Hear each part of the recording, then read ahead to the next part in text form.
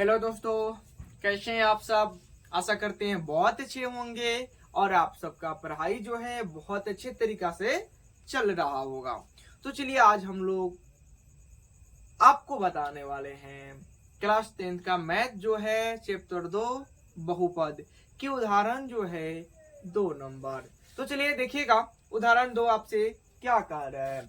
कह रहे कि द्विघात बहुपद x square plus 7x plus 10 के शून्यक ज्ञात कीजिए। यानी सबसे पहले हमें इनका शून्यक निकालना है और कैसे निकाला जाता है धैर्य बनाकर रखिए, आप लोग को बताया जाएगा। और शून्यकों तथा गुणांकों के बीच कि संबंध की सत्यता की जांच कीजिए। अभी क्या होता है चलिए देखिए, आपको पता चल जाएगा।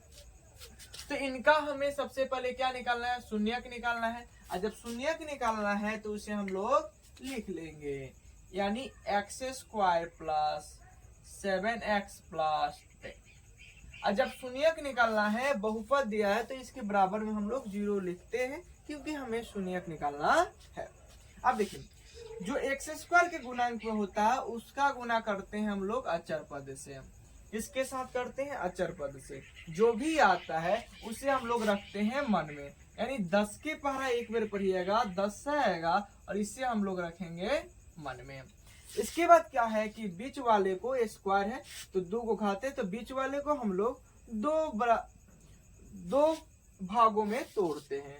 बीच वाले को 2 भागों में तोड़ते हैं और गुना करने पर मन वाला आ जाना चाहिए। बीच वाले को ऐसे 2 भागों में तोड़ेंगे कि गुना करने वाले पर मन वाला आ जाना चाहिए। और देखिए अचर पद से पहले जो चिन्ह होगा ना वही हम लोग करते हैं। जैसे कि अचर पद से पहला जो चिन्ह है वह है प्लस का, तो प्लस है तो यानी जोड़ेंगे, बीच वाले को तोड़ेंगे तो जोड़ेंगे। अगर यहाँ पे माइनस होता तो घटाते। तो प्लस है तो जोड़ने पर बीच वाला आ जाए और गुना करने पर मन वाला आ जाए। तो देखिए इतने झंझट करने से अच्छा है कि जो मन वाला आता है ना उसी का हम लोग एलसीएम निकाल देते हैं। तो मन वाला 10 है, इसका एलसीएम निकालेंगे, यानी 2 से काटेंगे तो 5 आएगा। अब देखिए 2 में अगर 5 से गुना करें तो मन वाला आ जाएगा। अब जिसको तोड़ेंगे उसे क्या करना है, जोड़ना है। या 2 और 5 जोड़ेंगे तो 7 भी आ जाएगा। और जब 7 आ जाएगा तो इसी को हम 7x के जगह पर लिख लेंगे। तो यहाँ पे है एक्स स्क्वायर प्लस 7 के जगह पे क्या लिखना है, 2x plus 5x। 2x plus 5x plus 10 बराबर 0। ठीक है।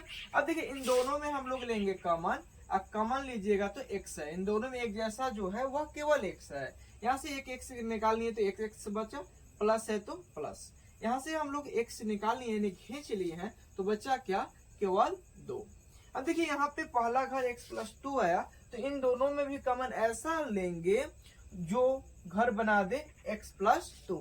तो देखिए 5 के पारा में 5 है और 5 के पारा में 10 भी है, यानी दोनों में कॉमन क्या है तो 5 है। तो 5 निकालनी है तो यहाँ पे क्या बचा, x प्लस है तो प्लस। 5 के पारा कितना बार पढ़िएगा कि 10 आएगा, तो 2 बार पढ़ेंगे, बराबर 0 है तो 0। जब दोनों घर एक जैसा है तो दोनों घर में से किसी एक घर को हम लोग रख लेते हैं और इनके दुआरी पे जो है उनको हम लोग एक घर में कर लेते हैं, बराबर 0 है तो 0। एक बार 0 इनको देंगे और एक बार 0 इनको देंगे, यानी x प्लस 2 बराबर 0, x प्लस 5 बराबर 0। ये प्लस में है इधर जाएगा तो माइनस में, यानी x बराबर -2, ये प्लस में है इधर जाएगा तो माइनस में, यानी x बराबर -5। तो आप यहाँ पे देखिएगा कि x का मान जो है 2 आया है, एक आया है -2 और एक आया है -5। अब हमको ज्ञात करना है शून्यकों तथा गुणांकों के बीच के संबंध की सत्यता की जांच करनी है। तो देखिए शून्यकों के योग जो होता है अल्फा प्लस बीटा को बोलते हैं और गुणांक जो है वह है अल्फा इंटू बीटा है। अल्फा प्लस बीटा का फॉर्मूला होता है -b/a और अल्फा इंटू बीटा का मान होता है c/a। तो सबसे पहले हम लोग निकालेंगे, इसमें जो है एक को हम लोग मान लेंगे अल्फा और एक को हम लोग मान लेंगे बीटा। तो अल्फा मान लिए -2 को और बीटा मान लीजिए -5 को। तो हम सबसे पहले ज्ञात करेंगे शून्यकों का योग, यानी अल्फा प्लस बीटा बराबर फॉर्मूला होता है -v/a।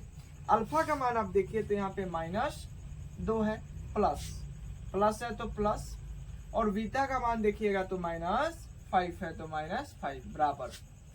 अब b और a कहां से आएगा, तो देखिए यहाँ पे जो x स्क्वायर के गुणांक में जो होगा इसको हम बोलेंगे a, और x के गुणांक में जो होगा, x के गुणांक में जो होगा उसे हम बोलेंगे b, और जो अचर पद होगा उसे हम लोग बोलते हैं c। तो अब v का मान देखिए तो v के जगह पर कितना है, तो 7 है तो रखेंगे -7, क्योंकि माइनस पहले से है। a के जगह पर आप देखिएगा तो कितना है, 1 है तो 1 रख लेंगे।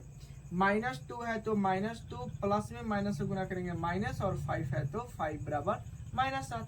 -2 और -5 कितना होगा, -7 बराबर -7 बराबर आ गया। अब हम लोग ज्ञात करेंगे गुणांकों के बीच की सत्यता, यानी अल्फा इंटू बीटा।